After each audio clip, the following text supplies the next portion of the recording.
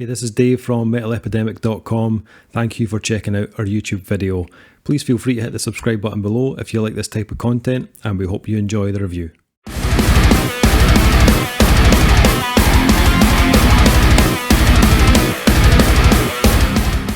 Okay, so on this video, Duncan and I are going to be breaking down Virus, the new album from UK progressive metal band Haken. This album drops on June 5th via Inside Out Music. So I thought this one would be quite an interesting one for us to dissect because recently we've just reviewed the new album from Caligula's Horse. There is no doubt that these two bands sit within similar styles. And also I really enjoyed Vector, their 2018 album, so I was definitely fascinated to see where they went with album number 6. Now it's safe to say that Vector did great things for Haken. They completed headline tours all over the world, played sold out shows across Europe, North America with Devin Townsend, but will Virus lead to the same success? So firstly, Duncan, the question is there a better time to release an album called Virus? I mean, it does feel like a conspiracy. It kind of feels like the greatest, and you have to excuse the pun, viral marketing campaign of all time. Yeah, I mean, it depends how you want to place it. Some people would say, do you really want to be listening to an album called Virus? Or overheard talking about a virus at this time? Yeah, I mean, like from the off, I was like really interested in this one because I remember Vector, and to be honest, I wasn't the biggest fan of it. I know that might surprise people, considering you will have heard me gush if you listen to this over Caligula's Horse, which I thought was a friggin' amazing album. I thought it was good. I thought it was solid, but for whatever reason, it didn't quite resonate with me. I could appreciate the musicianship on it, but when the album finished, I wasn't exactly humming the tunes back, if you know what I mean. Which has always been a danger with me and some of the more proggy side of things. I think at times I can really appreciate things but kind of whistle the tune after it. And a lot of what resonates with me is memorability of, you know, a specific motif, a tune, a melody. And sometimes progressive music can be so diverse and so about the odyssey of the track that sometimes we forget about the hooks that make you know, a song memorable or catchy, and at the same time something you want to go back and listen to. And I thought there was elements on Vector, but not enough to make me want to come back and listen to it. Which is why when you were kind of like, I went back and listened to Vector again, you know, really holds up, really looking forward to listening to Virus. I was like, yeah, so this was the later listen for me. I only listened to this album yesterday for the first time, and I've played it 5 times because I think it's fucking brilliant. Like, absolutely the other way around on this one. I actually think there's an abundance of memorable hooks, melodies in particular. And like I once again mentioned, as a lot of these things you will hear me say on recordings, mentioned to Dave offline before we started recording, that to me this is the first time that I started piecing together a huge kind of similar vibe to like bands like Carnival, for example. There are huge sections of this that do not feel out of place on an album like Themata, which I've been listening to a lot because it's only recently been re-released in a digital format, and that's the only way you get to listen to bands like that. But what I really like about this one is that the first half of the album is really just kind of setting out the stall. It's giving you elements and ideas and expressions of kind of more, I was going to say traditional, but traditional is maybe not the best word, but a kind of modernised version of traditional, oxymoronic, version of kind of prog, like modern prog metal. This is like how bands like, what's their tits? You know what I mean? Glob's the guitarist. What are they called again? Periphery. You know how Periphery went that way? Yeah, we were like, no, we're gent, but now we're prog. And the proggier sections that we're doing felt like a more modern take on prog. So I, you know, like it was like kind of see the natural progression going that way. This has that, like the first half of this album has that kind of modern feel, And then the second half of the album is really conceptual. It's essentially, for all intents and purposes, a 5-sequence kind of track. It's all set out the Messiah Complex volumes 1 through 5, and then closes out with a natural closer. And that's where the album really stepped up for me, because the concept behind the songwriting specifically on Messiah Complex is a real journey, but it's a journey that is not beholden to listening to necessarily any other part. Because I tried this as an experiment. I was like, what happens if I listen to part 3? Does it work as a standalone track, or do I need to have listened to part 1 and 2 for it to stand out? And weirdly, all of them work fine in their own right. They're benefited by the tracks either side. And that's what, like, melodies soar in this one with ease. The tightness in the bass, guitar and rhythm section is at times like jaw-dropping. It's just really, really, really well written and really, really well crafted. The production is immaculate. You could hear a fly fart on top of the China cymbal on this, and the microphone would have picked it up. Right? It's so crisp sounding. Just everything is nuanced, and then they start mixing in elements of electronics and synths and stuff like that. And you are tickling my anus with a feather at that point, Dave. you have me in like Flynn. This is an album that actually not only surprised but shocked me at how well I received it. Because, like I say, if you'd said to me, right, today we're gonna go, before we do Haken Virus, we're gonna review Vector, I wouldn't have been excited about reviewing Vectors. I would have been like, okay. But coming into this one, I think I've found my appreciation for it.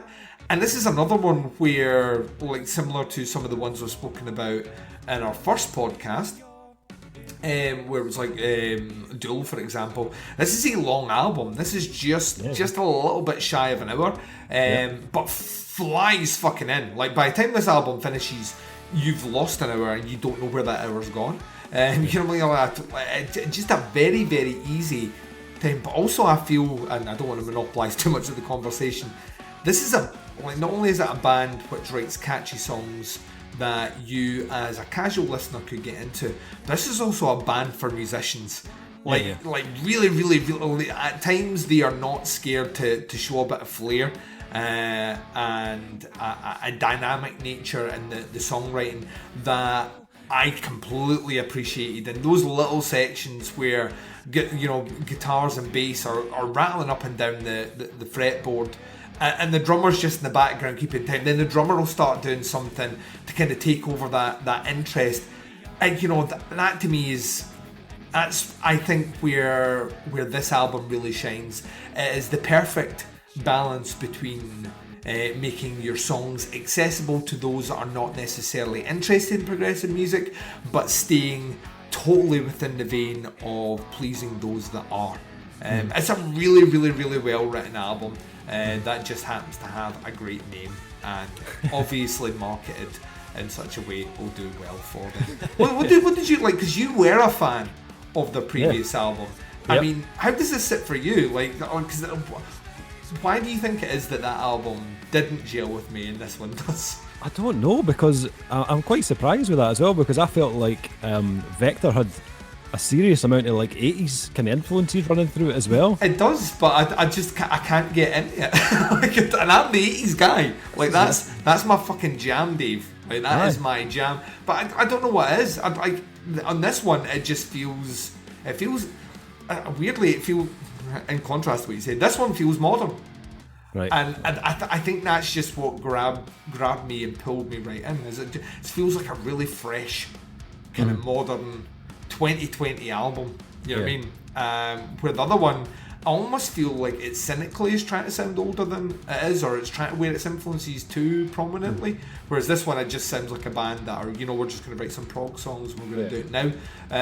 So yeah, I don't know. What did you make of Virus? Well, this is an interesting review, Duncan. Oh, you're going to argue against me. Because nice. we have said in the past, I wonder if there's going to be an album that we disagree on. See if you're setting this up as like a... Well, it's not this one, Duncan. I will not be pleased. Let me tell you what I thought about it. The first thing I noticed, and the thing I've noticed over the last couple of Haken albums, is they do seem to be getting ever so slightly heavier on each release. And with Virus, they did turn the heaviness dial up just a little, just once again, just up slightly again. If you've heard Prosthetic, which was the first track on the album and the first single, then you'll know exactly what I'm talking about. It's, as you said, it's very modern, like powerful, kind of groove heavy opener. It's a track that kind of gets you excited for like what's to come on Virus. Then follow that up with Invasion, which follows up perfectly, to be honest. This time they start to play with some more kind of interesting time signatures, and they incorporate that in with the heavy rhythms that they were playing with in the first track. And although that gives Invasion a very kind of contemporary progressive sound, Ross Jennings, he kind of evens out the heavier moments with some really, really well written and excellently delivered vocal melodies. And I mentioned this on the Caligula review, but guys like Jim Gray and Ross Jennings are really like setting the bar ridiculously high with these vocal performances. And the vocals on Virus are another example of that class. That they are superb, like absolutely brilliant vocals. And I was kind of waiting on the 80s thing, because as I said, they dropped that into the last album quite a lot. But you start to hear it creeping in a little bit on Carousel, which is I think the third track on the album. The longest as well, by quite a bit. Yeah, it's the kind of like token 10-minute plus track on the album. Which, if you're going to do if you're in a prog band of any way, shape or form, if you don't have a 10-minute song, the label won't play it out. I don't know if people know that's insider knowledge. That's industry secrets there on the record, which is also a lie. It's a fabrication, but I like to think that's the case. Yeah, and Caligula did it as well. They had that big kind of 10-minute plus track as well. But this track, it almost like at times reminded me of like a Tool meets Opeth vibe kind of going on, but like in true kind of like prog form. Haken filled this track with like a multitude of kind of shifting pieces that kind of keep you guessing for its entirety, but they also repeat certain elements so that Carousel doesn't become too like tangled up in its own riffs. I love there's a huge riff that kicks in about the 6-minute mark. 6 minutes in.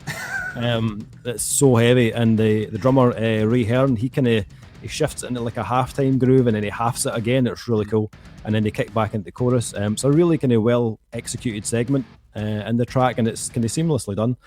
Now right in the middle of the album, there's a track called Canary Yellow, which was the second single that they'd released. Which doesn't surprise me at all, because when I was listening to it for the first time, I was like, this should be a single. Yeah. And it's funny because we've mentioned this in a couple of reviews now, but it sits in the middle of the album, and it kind of acts again as a bit of a breather track. And we heard this on Caligula and on the Catatonic album as well. And actually, the first time I heard it, when I listened to it, I was like, I'm not totally convinced about that track. But then when I heard it on the album, it was that whole case of like hearing a track out with the context of the album. Yep. And when you hear it in Virus, it actually works really well. It serves a purpose on the album. So this, Duncan's mentioned there's 11 tracks on this album, but it comes with a bit of a twist that tracks 6 to 10 are all linked together and known as this Messiah complex, and they're labelled parts 1 through to 5. It's 17 minutes long, and it actually references back to The Mountain, which was a 2013 release that the band had. It references back to the material on that album. Right. Yeah, it's to do with this the Cockroach King, I think. So it relates back to that. And it was a track they wrote whilst they were on tour with Devin Townsend. After they played their support slots, they would get back on the bus and they would work on the arrangements, the vocal lines, the lyrics. It's a very like fluid piece. You can't really tell where the tracks kind of start or end, and I guess that's the point. And I think this is the part of the album that people that are going to split opinions, I think. You're setting me up here for a fall, Dave. It did remind me of Devin Townsend at times, actually. And there's even some kind of Between the Buried and Me kind of esque vibes going on there as well. like you said, I kind of felt like there were parts within the 5 that could have been set pieces. Like Ivory Tower and A Glutton for Punishment for me would have sounded great within the album, but I realised that they are part of this Messiah complex theme, so it would kind of defeat the purpose of having them as individual tracks. Parts 3 and 4 were very proggy, very experimental. Kind of reminded me of the Visions era of the band, which is again a while ago. But if I'm honest, these tracks, they didn't really hook me in. They were very different to the first kind of like 5-6 tracks on the album. Yep. Part 3, I think it's called Marigold. As I mentioned, it has that kind of between the Buried and Me kind of spontaneity. And whilst like that probably sounds great to a lot of people, they're like, yes, I love the sound of that. I kind of felt it lacked like a bit of cohesion. Like it was very different structurally to the majority of the tracks that were in the earlier half of the album. And don't get me wrong, there are some great ideas kind of threaded into those parts, and their technical ability can't be denied at all. But it was a little bit style over substance for me. Ah, right. See, I'm the other way around. yeah, I know. And then they kind of closed after that Messiah complex, they closed the album out with a track called Only Stars, which is a very kind of tranquil kind of outro to the album. It's fairly like non-eventful, but it does kind of close the album out quite nicely. Yeah, I'm a little bit frustrated with Virus. Yeah, so you're really digging the first half of the album, but not necessarily the second half of the album. Yep. Ah, see, and I completely appreciate the first half of the album, and I really like the journey that you're taking through those 5 parts. I think there's elements in it where I like the mixture of like I'm trying to remember if it's the sect. It might be the sect where like all of a sudden we are like hammering out some like computerized electronic stuff in the background as like this kind of underpinning to what they're going to do in the back over the top. That I just like. To me, it felt like being taken on a journey. Like so, I use this term all the time now, and I think it's because I'm getting old and whimsical. But like I felt listening to those individual segments that you really are getting to, and it's the thing about concept, like without knowing exactly what the Messiah complex is supposed to be telling us a story as a conceptual idea. But then you shouldn't have to rely on that. So like, because that's, you might not have that at hand when you listen to the band. But I felt like I was being taken on a journey, like this kind of a journey to somewhere, and I enjoyed the elements that sprung out, and I liked how much it was against, without straying too far from the first half of the album, how they'd done all that, and it got to a point with Canary Yellow, like where they've done all that stuff out of their system, and they're like, right now we're gonna do this kind of sprawling prog piece as an idea of concept, and do that as the second half of the album. I like that contrast, because like the Caligula's Horse, when we spoke about it before, there's a thin line between what overstays its welcome and what becomes inevitably a repetitive formula, which you don't really want in this genre. And that's why I think Canary Yellow is the perfect launch pad before Messiah Complex, because you are right. I think it's almost like a weird palate cleanser, where it's like it's giving you that heavier stuff, it's giving you tinges of these kind of huge elements, these sweeping, sprawling kind of obelisks of melody, and then that kind of settles the pace back down, and then it's almost if you were on the roller coaster and you've just done that big loop-the-loop and you're kind of settling down, and then, oh, by the way, we're now starting to go back up again. That's how it felt to me. And interestingly enough, like I say, like individually, I've listened to all the individual parts as just standalone tracks, and I actually think they do hold up as individual tracks out with the context, which I think is once again something where I'm like, that is not an easy thing to do. Yes, they flow very well into each other, and at times you're hit with dissonance because of that, which I think is cool. But I really dug what they did on this one. So now we can no longer be friends, Dave. sorry. Oh yeah. For me, it's like the first half, almost first 2/3 actually, because I liked like the first couple of parts of Messiah Complex. I thought were brilliant. Like I thought it's technically fantastic. Vocals are flawless. The songwriting has been elevated up another level, and the production is solid. It's just that last third for me. I mean, it has its moments, but for the most part, I really struggled to stay gripped. Yep. Just due to its kind of experimental nature, but again, it's just personal preference, really. What would I rate this?